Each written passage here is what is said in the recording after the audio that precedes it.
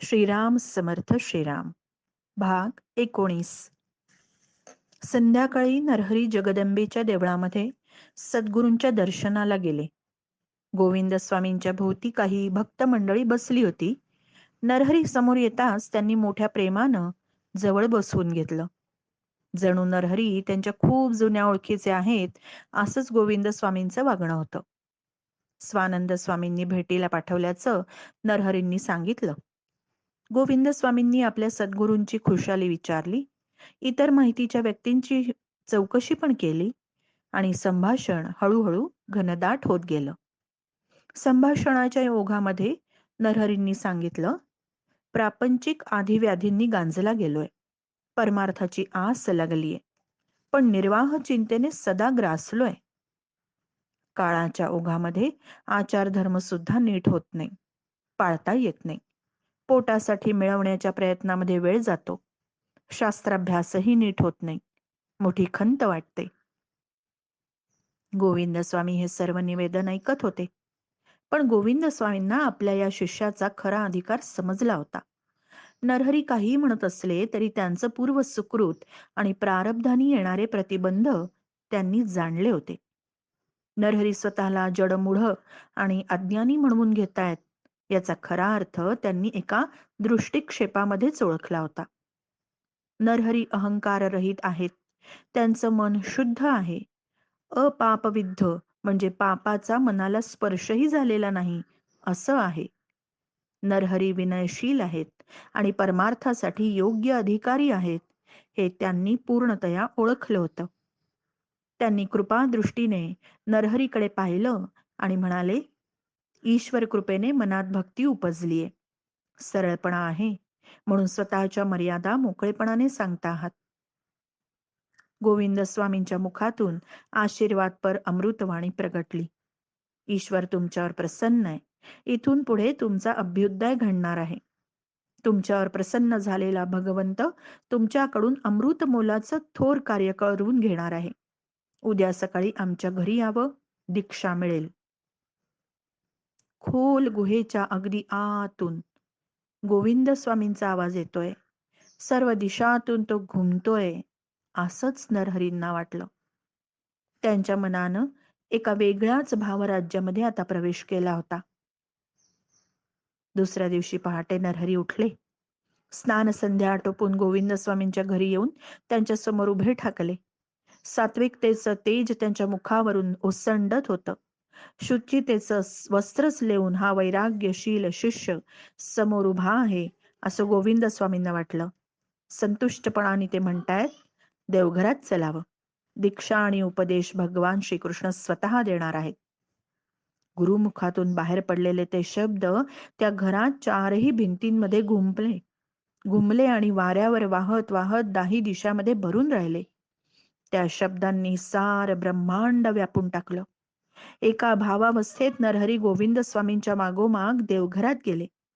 जगदंबा आणि श्रीकृष्ण यांच्या मूर्तीची नुकतीच पूजा झालेली होती. फुलांचे सुंदर हार घातले होते. भोवती फुलांची सजावट करून चरणी फुलं वाहिलेली होती. त्या फुलांचा सुगंध दरवळत होता. नंदादीप तेवत होता. 2 दर्भासनं मांडून ठेवलेली होती. गोविंद स्वामी एका आसनावर बसले. त्यांनी खूण करताच नरहरी पुढे आले. गोपाळकृष्णांना गुलाल बुक्का वाहिला होता. फुले वाहिली, नमस्कार केला. गोविंद स्वामींना नमस्कार केला आणि आसनावर येऊन बसले. काही क्षणातच गोविंद स्वामी ध्यानस्थ झाले. त्यांचा देह ताठ आणि निश्चल झाला. सर्वांग स्तब्ध झाले. डोळे अर्धोन्मिलित झाले. तेजाळले. दैवी शक्ती आणि प्रेम त्यांच्या मुखावर प्रगटलं. साक्षात शुचिता आणि शांती घनीभूत होऊन गोविंद स्वामींच्या रूपानं साकार झालीये असंच वाटलं. काही क्षण निस्तब्धतेत गेले. जणू काळ थांबला होता. दोघेही काळाच्या पलीकडे गेले होते. गोविंद स्वामी दिव्य चैतन्याला प्रकट होण्याचं मनोमन आवाहन करीत होते. काही क्षणातच त्या आवाहनानुसार दिव्य चैतन्य तिथे प्रगट झालं आणि गोविंद स्वामींच्या देहात स्थिरावलं. स्वामींनी डोळे उघडले. स्थिर नजरेनं नरहरीकडे पाहिलं. त्या नजरेतून तेजस्वी शलाकांचा वर्षाव होतोय, असंच नरहरींना वाटलं. गोविंद स्वामींनी एक रुद्राक्षमाला नरहरींच्या गळ्यात घातली. तबकातील करंड्यातून उजव्या हाताच्या बोटानं नरहरीच्या भाळी कुंकुम तिलक लावला आणि हलकेच मस्तकाला स्पर्श केला. गोविंद स्वामींच्या त्या स्पर्शाने नरहरींच्या सर्व इच्छा, विचार हवेत विरून गेले. कशाचंच आकर्षण नाही, कशाचा उबगही नाही. सर्व इच्छा, आकांक्षा, कामना नाहीशा झाल्या. एका अंतर्बाह्य धुंद भावावस्थेत गेल्यासारखं वाटलं. अपूर्व आनंदाची दिव्य अनुभूती येऊ लागली. देहभान, स्थळ काळाचं भान लोपल्यासारखं झालं. त्या अवस्थेत तिथे किती वेळ बसलो ते नरहरींना कळलंच नाही. केव्हा तरी ते देहभानावर येऊ लागले. शरीराची जाणीव व्हायला लागली. खोलीतून वस्तू डोळ्यांनी अंधुकपणे दिसायला लागल्या. दीक्षाविधी संपन्न झाला होता. गोविंद स्वामींनी दीक्षेच्या वेळी नरहरींना श्रीकृष्ण दयार्णवा, श्रीकृष्ण दयार्णवानुचर, श्रीकृष्ण दयार्णवानुचर असं अर्थपूर्ण नाव दिलं. श्रीकृष्ण दयार्णवानुचर म्हणजे दयेचा सागर असलेल्या श्रीकृष्णांचा सेवक. नरहरी हात जोडून उभे होते. स्वामी म्हणाले, आज मंगळवार आहे, योगेश्वरी मातेचा विशेष दिवस. योगेश्वरी माता जगाची स्वामिनी आहे. तीच ब्रह्मशक्ती आहे. सारं विश्व तीच चालवते. तिचं दर्शन घ्यावं आणि काय हवा तो वर मागून घ्यावा. माझी खात्री आहे, योगेश्वरी माता जे मागाल ते तुम्हाला देईल. हे अनोखं वरदान कानी पडताच नरहरी स्तिमित झाले, भावमुग्ध झाले. त्या भावधुंदीच्या अवस्थेमध्ये नरहरी योगेश्वरी मातेच्या मंदिरात गेले. देवी समोर हात जोडले. त्यांना दिसलं, योगेश्वरी माता दृश्य रूपात आहे. समोर प्रत्यक्ष उभी आहे. तिचा दिव्य प्रकाश आसमंतामध्ये भरून राहिलाय. तिच्या डोळ्यांमध्ये मूर्तिमंत वात्सल्य, माया साकार झालीये. जगन्मातेनं नरहरीकडे वात्सल्यपूर्ण दृष्टिक्षेप टाकला आणि त्यांचं मन आनंदाने भरून गेलं. नरहरी जगन्मातेला वारंवार नमस्कार करू लागले. त्यांनी प्रार्थना केली, आई, आई माझ्या मनातील सर्व विकार नाहीसे कर. सर्व कामना, इच्छा नाहीशा कर. तुझ्या चरणी शुद्ध भक्ती दे. सर्व प्राणी मात्रांमध्ये तुझंच दर्शन मला घडू दे. मी देह नाही, मी बुद्धी नाही, मन नाही, प्राण नाही. मी तर शुद्ध आत्मा आहे, शुद्ध आत्मा. अशी अनुभूती तुम्हाला सतत करवून दे. सकलमिदम अहंच वासुदेवः, ही अनुभूती मला प्रत्यक्षात येऊ दे. यापेक्षा मला तुझ्याकडून दुसरं काही नको आई, काही नको. एवढाच वर दे. नरहरींनी पुन्हा नमस्कार केला. त्यांचं हृदय शांतीने पूर्ण भरून गेलं. त्यांना वाटलं, भोवतीचं सर्व विश्व ब्रह्मांड पूर्णपणे नाहीसं झालंय आणि त्यांच्या हृदयातही योगेश्वरी माता भरून राहिलीये. एका जगन्मातेशिवाय जगात दुसरं काहीच नाही. जगन्मातेकडे डोळे भरून पाहत तसेच उभे राहिले. वाटलं जगन्माता आणि मी तिचा भक्त, दोघंही काळाच्या बंधनाच्या पलीकडे गेलोय. अनादी अनंत काळातील अवस्थेमध्ये मी जगन्मातेचे भावभक्तीने पूजन करतोय, तिच्या समोर उभा आहे. केव्हा तरी ते भानावर आले. नमस्कार करून बाहेर पडले. परत गोविंद स्वामींच्याकडे आले. मंदिरात आलेल्या अनुभूतीची हकीकत ऐकून सद्गुरूंना अतीव समाधान झालं. म्हणाले, ज्ञान वितरण करून लोकांवर शांतीचा वर्षाव करण्याची शक्ती तुम्हाला प्राप्त झालीये. ती शक्ती टिकवण्यासाठी काही नियमांचं पालन करावं. यापुढे कोरांना भिक्षा मागून उदरनिर्वाह करायचा.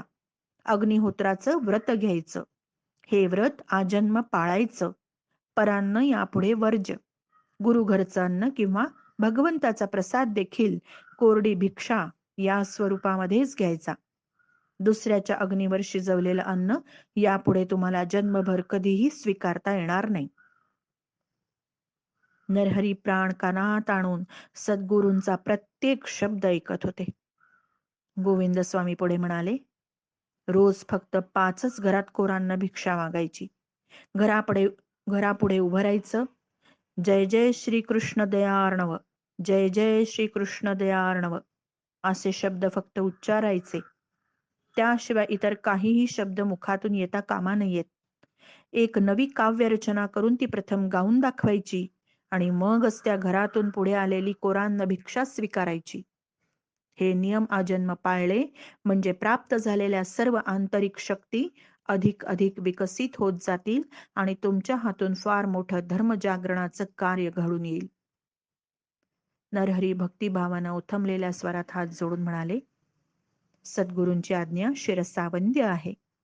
या सर्व नियमांचं आजन्म पालन करेन अशी शपथ मी सद्गुरूंच्या चरणांवर हात ठेवून घेतो. गोविंद स्वामी प्रसन्नपणे हसले. नरहरींनी सद्गुरूंच्या पायावर डोके ठेवले. भक्तिभावाने नमस्कार केला. स्वामींनी घरातून दूध मागवलं. आग्रहानं समोरच प्यायला लावलं आणि निरोप दिला. एव्हाना दीक्षा दिल्याची आणि वरदानाची हकीकत घरामध्ये समजली होती. पुढचं ऐकायला सारेच उत्सुक होते. अगदी सगळी हकीकत सांगून गोविंद स्वामी प्रसन्न मुद्रेने शिवदीक्षितजींना म्हणाले, आज नरहरींनी देवीकडे जे काही मागितलं असतं ते त्यांना मिळालं असतं. त्रिखंडातील कीर्ती, धनसंपत्ती, अगदी राज्य सुद्धा.